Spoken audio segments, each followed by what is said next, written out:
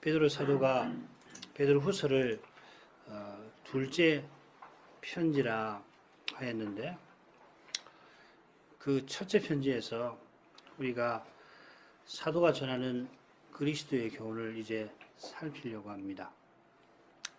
둘째 편지에서 주 대신 구주께서 너희의 사도들로 말미암아 명하신 것을 기억하게 하려 하노라 하고 밝힌 대로, 베드로는 주님이 전하라 하신 것을 이 서신에서도 전합니다.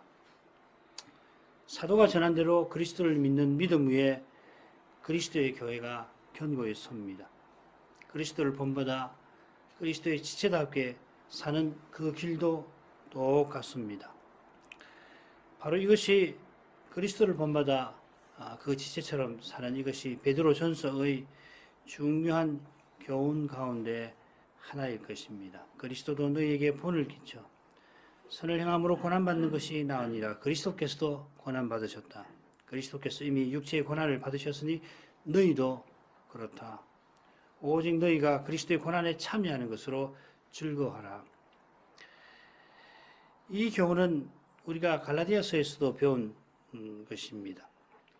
같은 교훈이 서로 다른 사도가 서로 다른 교회 문제를 다루는 가운데에서 전해지고 있습니다.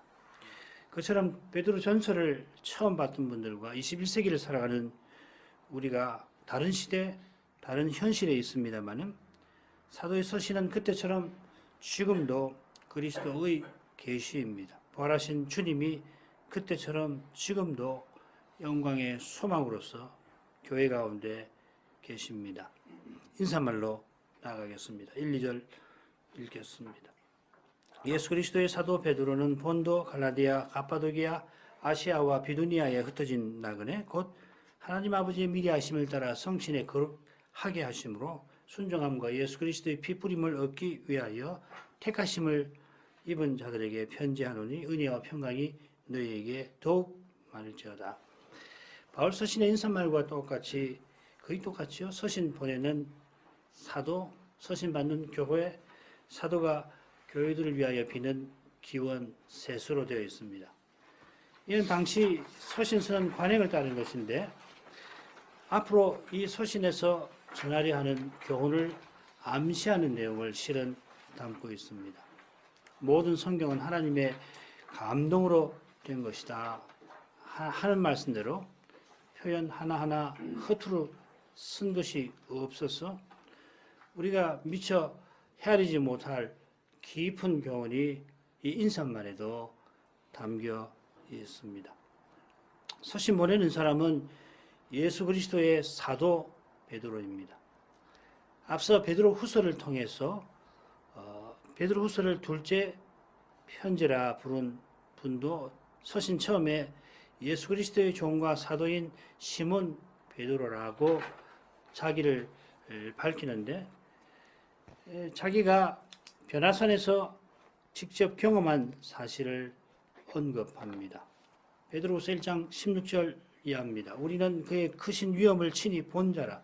지극히 큰 영광 중에서 이러한 소리가 그에게 나기를 이는 내 사랑하는 아들이요 내 기뻐하는 자라 하실 때 저가 하나님 아버지께 존귀와 영광을 받으셨느니라.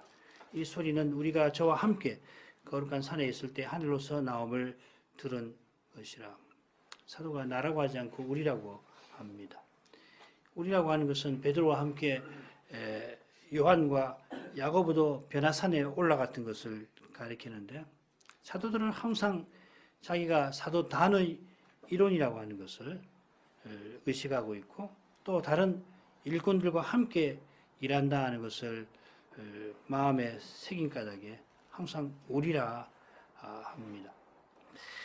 그런 내용이 서신의 마지막에 베드로 사도가 자기를 소개하는 대목에도 나옵니다. 베드로전서 5장 1절 너희 중 장로들에게 권하노니 나는 함께 장로된 자요 그리스도 고난의 증인이요 나타날 영광에 참여할 자로라.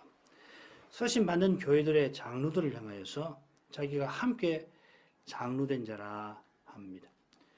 사도는 자기가 그리스도와 함께 지내고 그의 크신 위엄을 친히 본자라고 하는 특수한 직분을 분명히 인식하고 있습니다마는 목자장이신 그리스도 아래에서 목자로 봉사하는 종임을 잘 압니다. 자기도 다른 장로들과 함께 목자장의 다스림 아래서 그분의 양무리를 돌봅니다. 그처럼 그리스도의 고난의 정인 나타날 영광에 참여할 자라 하는 표현은 사도나 장로에게만 해당되는 게 아니라 무릇 신자에게 해당됩니다. 오늘 낭독한 말씀의 성신이 구약 선지자들에게 그리스도께서 받으실 고난과 후에 얻으실 영광을 미리 증가하셨다 했는데, 고난, 영광, 서신 곳곳에서 우리가 그리스도를 본받아 고난받아서 영광에 이를 일을 교훈하고 있습니다. 비슷하게 바울 사도도 사도 직분을 봉사라고 부르는데, 이 봉사라고 하는 표현을 집사 직무에도 쓸 뿐만 아니라 나아가 모든 신자의 소명에 씁니다. 이런 표현법은 사도가 보내신 그리스도처럼 섬김 받지 않고 섬기는 태도로 살아갔던 것과 붙어 있습니다. 오직 그리스도를 드러내려는 심정에서 이런 표현법이 나온 것입니다.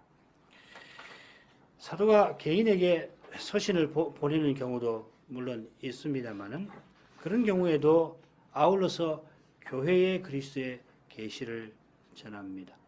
첫째 편지로 베드로 사도가 그리스도의 계시를 흩어진 나그네에게 전한다 합니다. 이 부분이 베드로전서의 교훈을 깨닫는 데 매우 중요한 까닭에 다시 새기려 합니다. 예수 그리스도의 사도인 베드로가 택함 받은 자들, 곧 흩어진 디아스포라의 나그네들, 곧 본도, 갈라디아, 가파도기아, 아시아, 비두니아에 사는 이들에게 이렇게 되어 있습니다. 택함 받은 자들, 수신자가 택함 받은 자들이라 하는 표현이 가장 먼저 나옵니다. 한글 개역 성경은 이 표현이 삼위의 사역과 붙어서 2절 끝에 나옵니다. 아버지 하나님의 미리 하심을 따라 얻기 위하여 성신의 거룩하심으로 순종함과 예수 그리스도의 피뿌림을 얻기 위하여 택하심을 받은, 이렇게 나오죠. 그런데 실은 이 택하심을 받은 자라는 말이 처음에 나옵니다. 우리 번역대로 하면 자연스럽게 읽히긴 합니다만은 성신의 거룩하게 하심으로 순종함과 그리스도의 피뿌림을 얻는 것을 택함 받은 자만 아니라 흩어진 나그네와도 붙여서 읽는 것이, 그것이 사실 자연스러운 겁니다. 택함 받은 자가 누군가 2장 9절에 잘 드러날 겁니다. 오직 너희는 택하신 족속이요 왕같은 제사장들이요 거룩한 나라요 그의 소유된 백성이니 이는 너희를 어두운 데서 불러내어 그의 귀한 빛에 들어가게 하신 이에 아름다운 덕을 선전하게 하려 하심이라. 이 택하신 족속이 제사장들, 나라, 백성과 나란히 나옵니다. 이 표현들이 모두 신약 교회를 가리키는 겁니다. 여기 불러내어라고 하는 표현에서 교회라는 말이 나옵니다. 에클레시아. 에크는 어디로부터, 클레시아, 불러낸다면 부른단 말이죠. 택함 받은 사람들은 하나님께서 어두운 데서 나오게 하셔서 그의 기이한 빛에 들어가게 하신 자들입니다. 바로 여기에 하나님 아버지의 미리 아심을 따라 하는 표현에 담긴 뜻이 잘 드러납니다. 하나님 아버지도 뭐 괜찮습니다만 아버지 하나님이 더 정확합니다. 성부께서 우리를 미리 아시고 택하셨습니다. 사실 미리 아심과 선택을 굳이 나눌 수는 있습니다만은 그분이 미리 아신다는 사실 자체가 예정, 선택과 딱 붙어 있습니다. 더욱이 성경이 교훈하는 참된 알은 참된 사랑과 붙어 있습니다. 하나님이 먼저 사랑하신 거기에 우리의 선택이 있습니다. 먼저 사랑하신 하나님이 변함없이 사랑하시고 영원히 사랑하십니다. 그분이 사랑이십니다. 우리는 시간에 매여서 먼저 혹은 영원 전을 말해야 합니다만은 사람이라 이렇게 쓸 수밖에 없죠. 그러나 영원이신 그분은 늘 사랑하십니다. 늘 정하십니다. 그 변함없는 사랑에 우리의 구원이 흔들리지 아니합니다. 영원하신 그분은 매 순간 사랑하십니다. 그분의 변함없는 사랑 가운데 매 순간 선택이 이루어진다 해도 무방할 겁니다. 그분의 사랑을 깨닫는 것이 선택과 예정을 아는 바른 길이기도 합니다. 아버지의 사랑이 그리스도 안에서 환히 드러난 것처럼 그리스도께서 선택의 거울이십니다. 에베소서 1장 4절 곧 창세전에 그리스도 안에서 우리를 택하사. 선택이 그리스도 안에서 이루어지니까 선택받은 사람도 당연히 그리스도 안에 있습니다. 그리스도의 몸과 지체로 사는 거기서 선택은 이루어집니다. 말씀을 순수하게 전하고 순전하게 받는 거기서 이루어집니다. 깨달은 말씀으로 함께 기도하며 찬송하는 거기에 택하신 뜻이 있습니다. 그리스도를 본받아 고난받아 영광에 이르는 삶이 하나님의 사랑을 입증합니다. 하나님이 그 거룩한 사랑으로 말미암아 우리가 그리스도 안에서 고난받는 삶을 살라고 택하셨습니다. 나그네로 살라고 택하신 것입니다. 고난받는 것이 그리스도를 본받는 것이라 하나님의 사랑에 속하고 또 스스로 택한 게 아니라 하나님께 택함 받은 것입니다. 갈라디아서의 거짓 선생들이 십자가로 말미암아 핍박을 면하려 한 데서 사람의 힘이나 지혜로는 고난받는 삶을 택하지 못한다는 것을 알 수 있습니다. 사람의 지혜에게 십자가는 미련하고 또 무력한 것이라 그렇습니다. 사람은 십자가를 생각해내지도 못하고 또한 지지도 못합니다. 십자가는 하나님의 지혜에서 나왔고 하나님의 능력으로 집니다. 오직 하나님의 지혜와 능력이신 그리스도만 십자가를 담당할 수 있고 그리 하셨습니다. 우리가 우리의 십자가를 지고 가는 일도 십자가 지신 그리스도 안에 있습니다. 이런 선택된 삶의 모습을 베드로 사도는 흩어진 나그네라고 표현합니다. 우선 서신 받는 분들이 흩어진 지역이 어딘지 보겠습니다. 이 지역은 지금 터키에 있습니다. 이곳을 아나톨리아 반도라 부릅니다.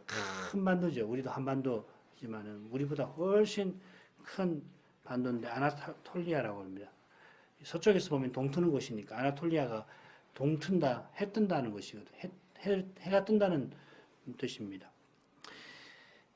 반도 남쪽으로 이 타우루스 산맥이 동서로 길게 뻗어 있고, 그리고 그 산맥 위로 남부에 이제 산맥이 있고, 그러니까 중부 위쪽으로는 거대한 이 고원이 펼쳐져 있습니다. 유튜브 같은 데서 우리 청년들 한번 이 지역을 살펴보세요. 타우루스 산맥을 한번 쳐보면 그 경치 형세를 알 수 있을 겁니다. 이 본도는 비두니아와 함께 이 터키 반도 북쪽이고요. 위쪽이고, 그리고 동쪽으로는 갑바도기아가 있습니다. 그리고 서쪽으로는 에베소가 있는 아시아가 있습니다. 그 넘으면은 이 헬라 반도지요. 아테네, 고린도가 나오죠. 그 중간이 뭐냐면은 갈라디아가 있습니다. 그러니까 이 베드로 사도의 서신이 북쪽인 본도에 먼저 전달이 되었던 것 같고, 이어서 바로 내려오면은 갈라디아인데 중부지방 갈라디아가 있고, 그 다음에는 이 동쪽에 있는 갑바도기아로 이 서신이 갔고, 갑바도기아의 위대한 이 신학자들이 나왔죠, 그죠? 삼일체를 잘 가르쳤던 신학자들이 이 출신입니다. 그리고 거기서 정반대인 서쪽인 아시아로 갔다가 다시 위로 올라가면은 비두니아가 있는데 거기로 서신이 이런 순서로 전달되었던 것으로 추측합니다. 다섯 지역이 아나톨리아 반도에서 상당히 넓은 곳입니다. 이 토로스 산맥 그 지역 남부만 빼고 다인데, 이 지역의 교회들과 신자들을 가리켜서 흩어진 나그네라고 사도가 부릅니다. 나그네라고 하는 표현이 이 베드로전서 2장 11절에는 같은 표현을 여기는 행인이라고 되어 있습니다. 2장 11절에 행인과 나그네, 용어가 일치가 안 돼서 조금 혼동이 있지만은 이 행인과 나그네가 이 베드로전서를 이해하는 데 있어서 매우 중요합니다. 이 표현이 구약 성경의 짝을 이루면서 행인, 나그네가 나옵니다. 나그네, 객과 우구하는 자, 이렇게 나오죠. 행인과 나그네와 행인보다 우구하는 자와 나그네가 조금 더 나은 것 같습니다. 나그네는 자기 고향을 향해서 가면서 타향을 잠시 지나가는 사람이고, 우구하는 자는 고향이 아니라 다른 마을에 어떻게 와서 거기서 낯선 사람으로서 오래 사는 사람입니다. 나그네와 우구하는 사람의 공통점은 고향을 떠났다는 사실이고, 나그네는 고향을 향하여 나간다는 점이 강조되는 반면에 우구하는 사람은 어쩔 수 없이 다른 마을에 오래 살아야 한다는, 불리하죠. 여러 가지로 권리가 박탈된 채로 혹은 의심을 받으면서 다른 마을에 오래 살아야 한다 하는 점에서 둘의 다른 점이 있습니다. 이들이 하나님을 믿기 전에는 자기 마을에 태어나서 이웃과 함께 아무런 어려움 없이 살았고 이 세상을 본향으로 알고 살았습니다마는 믿은 후에는 고향이 타향이 되어버렸고 하늘이 고향이 되었습니다. 그처럼 옛 친구들이 그리스도를 본받아 사는 그들을 이제 악행한다고 비방하는데 자기들과 함께 그런 극한 방탕에 다름질하지 아니하는 것을 저희가 이상히 여겨서 비방합니다. 전에는 자기들하고 똑같이 나쁜 짓 하고 방탕 술 먹고 취하고 그렇게 살았는데 갑자기 그렇게 안 사니까 이상하게 여기고 그것을 악행이라고 비방을 한다는 겁니다. 여기 자기처럼 하지 아니하는 것을 미워하는 세상의 진면목이 드러납니다. 타락한 세상은 특징이 이것입니다. 자기들처럼 해야 돼. 그렇게 하지 않으면 배척을 하고 미워합니다. 구약 백성에게 쓴 표현을 사도가 쓴 것은 서신받는 교회가 하나님 백성인 사실과 붙어 있습니다. 갈라디아 교회들을 하나님의 이스라엘이라 부른 것도 마찬가지입니다. 베드로 사도가 아울러 구약을 자주 인용하니까 서신받는 교회가 유대인들이라고들 주장합니다만은 이방인들로 볼 구들들이 많습니다. 전에 하나님 없이 악한 행습에 젖어 살던 이방인들이 유대교를 믿었다가 그리스도를 마침내 알게 되었을 수도 있고 그런 일 없이 이방인으로 살다가 복음을 듣고서 그리스도를 믿게 되었을 수도 있습니다. 이 주제가 매우 흥미롭긴 합니다만은 서신받는 회중이 유대인인가 이방인인가 상관없이 할례자나 무할례가 아무것도 아니죠. 사도가 전하는 교훈은 오늘날 이방인이나 유대인에게 똑같이 절실합니다. 그러면 우고하는 자 나그네가 무슨 뜻인지 갈라디아서 1장 17절을 통해서 한번 보십시다. 외모로 보시지 않고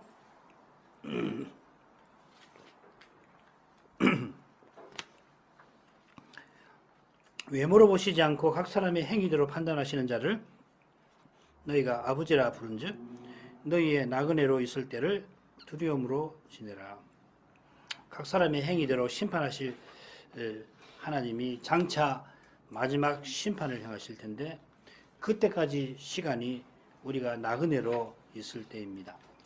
이것은 족장들이 하늘 본향을 향하여 살아갔던 지상의 삶과도 비슷합니다. 그처럼 하나님이 이스라엘들어 나그네와 우구하는 자라 하십니다. 토지를 영영히 팔지 말 것은 토지는 다 내 것임이니라. 희년 규례에서 나오는 거죠.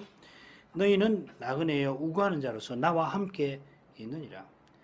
가나안이 하나님의 것이라서 이스라엘 백성이 그 땅에서 족장들처럼 나그네와 우구하는 자라 하십니다. 하나님이 아브라함에게 가나안을 주겠다고 하셨고 그의 자손이 그 땅을 마침내 차지합니다마는 그러나 그들도 아브라함처럼 하늘 본향을 바라며 살아야 합니다. 그런데 홀로 살지 않고 하나님이 그들과 함께 하십니다. 함께 하셔서 그들을 영원한 하늘로 이끄신다는 겁니다. 그처럼 우리 신약 신자도 이 세상에서 나그네와 같습니다마는 홀로 가지 아니하고 목자장이신 예수님이 함께 하셔서 약물인 우리를 인도하십니다. 그러니까 이 히브리서하고도 굉장히 비슷합니다. 이 베드로전서의 주제가. 서신받는 교회가 본향을 향하여 타향을 지나가는 나그네이기도 하고 또한 다른 도시에 오래 우거하는 사람입니다. 구약율법이 하나님의 법이라 나그네도 가급적 매우 놀라운 일인데 언약 백성처럼 대하도록 하지만은 언약 백성과 똑같이 대하지 아니합니다. 너무도 당연한 거죠. 하물며 이 세상 나라에서 나그네가 얼마나 부당한 대접을 받는지 길게 설명하지 않아도 될 겁니다. 나그네로서 신자가 받게 되는 가장 부당한 대접은 아마 핍박일 겁니다. 이 핍박은 신앙 때문에 받는 것입니다만은 실제로는 경제적, 사회적 피해를 크게 입게 됩니다. 성경이 좋은 예가 있는데 히브리서 10장 32절 이하입니다. 전날에 너희가 빛을 받은 후에 예수 믿게 된 걸 신앙 고백한 겁니다. 고난의 큰 싸움에 참은 것을 생각하라. 혹 비방과 환난으로서 사람에게 구경거리가 되고 혹 이런 형편에 있는 자들로 사귀는 자 되었으니 너희가 갇힌 자를 동정하고 너희 산업을 빼앗기는 것도 기쁘게 당한 것은 더 낫고 영구한 산업이 있는 줄 압니다. 사람들에게 따돌림 당할 뿐만 아니라 심지어 감옥에 갇히고 재산을 빼앗기기도 하며 나아가 목숨을 잃기도 합니다. 이런 이들과 친구로 함께 삽니다. 어쩌면 이 서신을 받는 교회들도 이런 어려움을 겪었을 수도 있지만은 그보다는 아마 그런 어려움을 겪을 위험에 지금 놓여 있는 것 같습니다.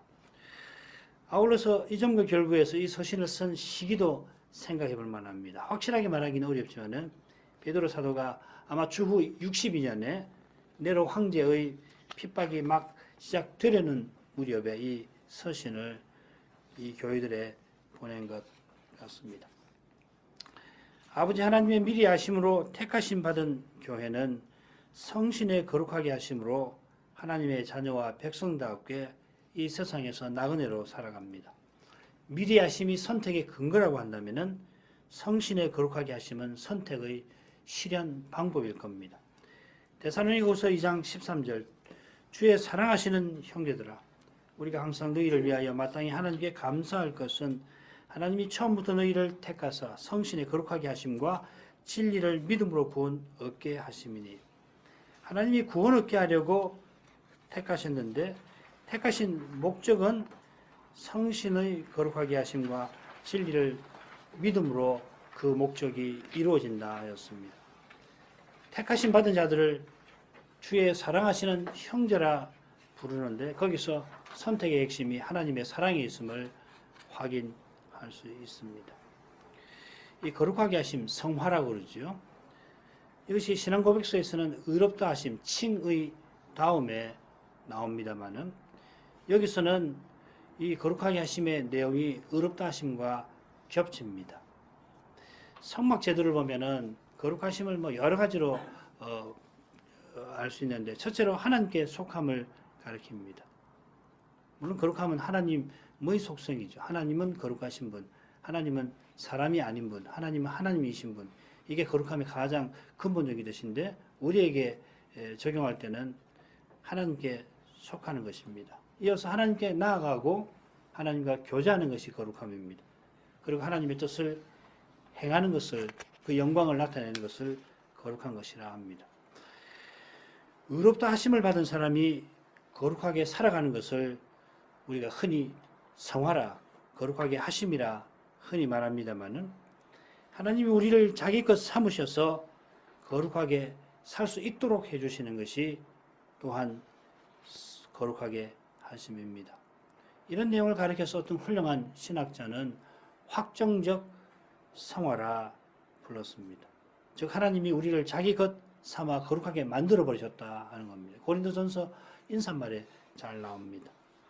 이 확정적 성화는 거룩하게 하심, 이 확정적 성화는 의롭다 하심과 사실상 매우 비슷한 것입니다. 반면에 우리가 흔히 말하는 성화는 점진적 성화라 계속해서 거룩해져 가는 거죠. 그러나 처음에 우리를 믿어 성신으로 거듭나게 하실 때는 거룩하게 만들어 버리시는 거거든요. 이건 어렵다 하심과 거의 비슷한 겁니다. 그러니까 우리가 교의학이나 신앙 고백에서 이런 전문적인 용어를 쓰지만은 성경은 그보다 훨씬 자유롭게 용어를 쓰는 겁니다. 신앙 고백에서 배운 용어를 성경에 그대로 갖다가 성경을 읽으면은 조금 오해가 생길 수가 있습니다. 우리가 하나님의 것이 되어 하나님을 가까이 할 수 있게 된 것은 성신님의 은혜입니다.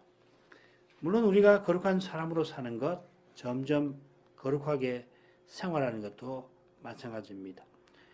우리가 거룩하게 사는 것입니다마는 성신님이 믿게 하신 덕분입니다. 어렵다 하심과 거룩하게 하심을 믿음의 은덕이라 부르죠. 그런데 믿음이 은혜의 선물이니까 믿음의 은덕, 선물은 더욱 선물입니다. 그렇죠? 우리가 믿는 것이 성신님이 거듭나게 하신 덕분입니다. 거듭나는 것은 우리가 태어나는 것과 마찬가지로 우리가 행하는 것이 아니고 우리 스스로 나는 거 아니잖아요. 부모님이 우리를 낳으신 것이죠. 하나님이 부모님을 통해서 나게 하신 것이죠. 거듭나게 하심도 마찬가지입니다. 우리가 스스로 거듭나지 못하는 겁니다. 하나님께서 성신과 말씀으로 거듭나게 하시는 겁니다. 전적으로 우리는 수동적입니다. 성신께서 거듭나게 하시는 겁니다. 이는 우리가 생명 호흡을 매 순간 받아 살고 숨쉬는 것만큼이나 전적으로 하나님의 선물입니다. 문제는 우리가 매 순간 생명과 호흡을 받아 살고 숨쉰다는 것을 잘 모르니까 우리 것을 자꾸 주장하기 쉬운 거죠. 타락한 결과입니다. 모든 것이 선물인데도 타락한 사람은 자기 것이라고 주장을 하는 거죠. 하나님 것이라고 안 하거든요. 그러니까 진리를 깨닫는 데 있어서도 사람이 무엇을 이룰 수 있다고 생각하는 그런 경향이 여전히 남아있는 것이죠. 그 육체의 소욕이라고 하는 거, 그런 것이죠.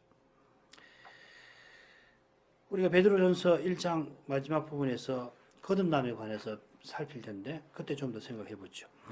성신의 거룩하게 하심으로 우리가 택함받은 백성답게 사는데, 택함받은 백성은 세상에서 나그네로 삽니다. 거룩한 삶은 본향을 향하는 삶입니다. 하나님을 향하는 삶입니다. 거룩하신 그분에게 나아가는 그것이 거룩함입니다. 그런 점에서 우리는 영원히 하나님에게 나아갈 것입니다. 영원의 순간에도 계속해서 하나님께 영원히 나아갈 것입니다. 영원히 하나님께 나아갈 우리는 지금 함께 하나님을 향하여 나아갑니다. 이것이 예배의 핵심입니다. 소명의 목적도 거기 있습니다. 하나님이 우리를 부르심은 소명이죠. 데살로니가 4장 7절 부정케 하심이 아니요 거룩해 하심이니. 그처럼 나그네로 사는 하나님 백성은 세상에서 고난받습니다. 고난받는 거기서 우리가 그리스도의 것임이 잘 드러납니다. 베드로전서 2장 21절 이를 위하여 너희가 부르심을 입었으니, 여기 소명 나옵니다. 무엇 때문인가? 그리스도도 너희를 위하여 고난을 받아서 너희에게 본을 끼쳐 그 자체를 따라오게 하려 하셨느니라. 소명은 받으라고 우리를 부르시는 것입니다. 그러나 그건 동시에 그리스도를 본받는 것입니다. 그리스도를 본받아 사는 것만큼 거룩한 삶이 없습니다. 레위기에 이 진리가 잘 요약되어 있는데 베드로 사도가 인용합니다. 1장 16절 기록하였으되 내가 거룩하니 너희도 거룩할지어다 하셨느니라. 이 말씀의 요지는 하나님을 드러내라 하는 것입니다. 도덕적으로 살아라, 반듯하게 살아라, 물론 맞습니다. 거룩하다는 건. 더 근본적으로 뭐냐면 거룩하신 그분을 너희가 드러내라 하는 겁니다. 하나님을 드러내라 합니다. 유일하게 거룩하신 존재, 하나님이심이 거룩함이거든요. 하나님이 거룩하시니 너희도 거룩하라는 말은 그 하나님을 너희가 드러내라 하는 겁니다. 그 길은 하나님의 형상인 그리스도를 본받는 데 있습니다. 달리 하나님을 드러낼 수가 없죠. 하나님의 형상이신 그 그리스도를 본받으면 하나님을 드러냅니다. 그리스도께서 하나님의 뜻을 이루려고 십자가를 지셨는데 우리 십자가를 지고 주님을 따르라 하셨습니다. 주님의 십자가로 하나님께 나아가는 새롭고 산 길이 열렸는데 하나님께 가까이 하는 사람은 이 세상에서 고난 받아야 합니다. 고난의 삶을 통하여 그러나 그리스도를 드러냅니다. 만일 그리스도인으로 고난을 받은 적 부끄러워하지 말고, 그리스도인이란 말은 이 조롱하는 말이거든요. 예수생이라는 말. 우리 같으면 저 예수생이라고 조롱하면서 안 믿는 사람들이 신자를 표현하는데, 고대에도 그렇습니다. 그리스도인이라고 할 때는 조롱하는 말입니다. 그리스도인으로 욕을 받는 겁니다. 부끄러워하지 말고 그 이름으로 하나님께 영광을 돌리라. 자, 이런 내용이 순종함과 예수 그리스도의 피풀림을 얻기 위하여와 붙어 있습니다. 순종함이 예수 그리스도와 따로 언급되어 있긴 합니다. 그렇게 해도 괜찮습니다. 이 번역도 좋은 겁니다. 그러나 실은 피풀림과 마찬가지로 예수 그리스도의 순종이라고도 새길 수 있습니다. 이렇게 새기면 히브리서 교훈과 통합니다. 히브리서 4장 8절 9절 그가 아들이시라도 받으신 고난으로 순종함을 배웠어 온전하게 되었은즉 자기를 순종하는 모든 자에게 영원한 구원의 근원이 되시고, 우리의 순종은 순종하신 그리스도 안에 있습니다. 이렇게 보면 예수 그리스도의 순종은 우리가 성신에 거룩하게 하심으로 그리스도의 고난에 참여하는 것을 뜻할 겁니다. 베드로전서 4장 13절 오직 너희가 그리스도의 고난에 참여하는 것으로 즐거워하라. 이것이 부르심의 목적이고 또한 선택의 목적이기도 할 것입니다. 그처럼 예수 그리스도의 피뿌림을 얻는 것 역시 선택의 목적일 겁니다. 비슷한 표현이 히브리서에 나옵니다. 새 언약의 중보이신 예수와 및 아벨의 피보다 더 낫게 말하는 뿌린 피니라. 피뿌림, 뿌림피. 이는 히브리서 12장 22절에 처음에 너희가 이런 곳은 하고 시작되는 말씀 끝에 나오는 겁니다. 예수 그리스도의 피뿌림을 얻는다는 것은 곧 하나님을 예배하는 것입니다. 하나님께 가까이 나아가는 것입니다. 예수 그리스도의 피로 하늘 성소를 대지상 예수님이 깨끗하게 하신 거 히브리서에서 배우셨죠. 하늘에 예루살렘에 이르는 거, 하나님께 가까이 하는 거, 그것입니다. 하나님께 나아가는 교회는 이 땅에서 나그네로 살아갑니다. 베드로 사도는 인사말을 기원으로 마칩니다. 바울의 서신들처럼 은혜와 평강이 서신 받는 교회에 있기를 더욱 많기를 바랍니다. 오직 은혜 위에서만 죄인인 우리가 거룩한 교회로 서고 하늘나라의 평강 가운데서 연약한 우리가 사명과 소명을 이룰 수 있습니다. 흥미로운 점은 이 서신 끝에 은혜와 평강이 나오는 점입니다. 5장 12절부터 읽겠습니다. 내가 신실한 형제로 하는 실완으로 말미암아 너희에게 간단히 써서 권하고 이것이 하나님의 참된 은혜임을 증거하노니 너희는 이 은혜에 굳게 서라. 함께 택하심을 받은 바벨론에 있는 교회가 너희에게 문안하고 내 아들 마가도 그러하니라. 너희는 사랑의 입맞춤으로 피차 문안하라. 그리스도 안에 있는 너희 모든 이에게 평강이 있을지어다. 흥미로운 방식으로 서신을 쓰고 있습니다. 사도가 이 서신에서 하나님의 참된 은혜에 관하여 증거했는데 그 전한 은혜 위에 굳게 서라고 권면하면서 마칩니다. 이 마지막 말씀 직전에는 하나님을 가리켜서 모든 은혜의 하나님이라 10절에 부릅니다. 은혜 하나님은 겸손한 자에게 은혜를 주십니다. 이 은혜의 충만함은 그리스도 다시 오실 때에 드러날 것이어서 그때 가져오실 은혜를 온전히 바라라 사도가 권합니다. 하나님의 은혜를 바라는 교회는 바벨론에 있는 현실에서 하늘의 평강이 절실할 겁니다. 이 바벨론은 로마를 상징하는데 세상의 중심지인 로마는 세상 다른 곳과 마찬가지로 하늘 본향을 향하는 우리에게 낯선 곳입니다. 실은 가장 낯선 곳이고 가장 힘든 곳입니다. 옛날 언약 백성이 바벨론에 포로 잡혀가서 온 땅에 흩어졌는데 본래 바벨론에서 나고 자란 이들이 이제 함께 택하심을 받아 나그네로서 바벨론에 살면서 자기들처럼 또 다른 바벨론, 로마의 속주에 흩어져 사는 교회들에게 지금 문안합니다. 서로 나그네의 심정을 알고서 문안을 하는 겁니다. 평안을 비는 것이죠. 흩어져 있지만 함께 택함을 받고 함께 그리스도 안에 있는 이들이 풍랑이는 바다 같은 이 세상에서 보좌 앞에 있는 수정바다 같은 평안을 늘 맛보기를 구하면서 사도가 서신을 마칩니다. 곧 세상을 떠날 이 사도가 주님의 예언대로 자기에게 곧 들이닥칠 죽음을 기다리면서 남아있는 형제들에게, 불시험이 찾아올 수 있는 그들에게 평안을 비는 것입니다. 기도하겠습니다. 거룩하신 아버지, 베드로 사도가 곧 주님의 예언대로 핍박받아 죽을 날을 앞두고서 온 땅에 흩어져 나그네와 우고하는 자로 살아가는 교회들에게 그리스도를 본받아 고난받아 약속하신 영광에 이르라고 권면한 그 말씀을 이제 배워가려 합니다. 사도나 초대교회가 겪었고 지금도 여러 나라에서 주님의 백성들이 겪고 있는 그런 핍박은 아직 저희에게는 없지만은 그리스도를 본받는 신자는 함께 나고 자라던 친구들과 친척에게 나그네 대접을 받지 않을 수 없음을 생각합니다. 주님이 장터 아이의 비유를 들어서 주님 시대의 사람들이 주님과 세례요한을 얼마나 홀대했는지를 알려주셨는데 세상은 그때나 지금이나 다르지 않습니다. 이런 세상이 나를 대하여 내가 세상을 대하여 십자가에 못 박히도록 예수께서 십자가 지신 그 사실을 이제도 바라봅니다. 주님 다시 오실 때에 가져오실 충만한 은혜를 기다립니다.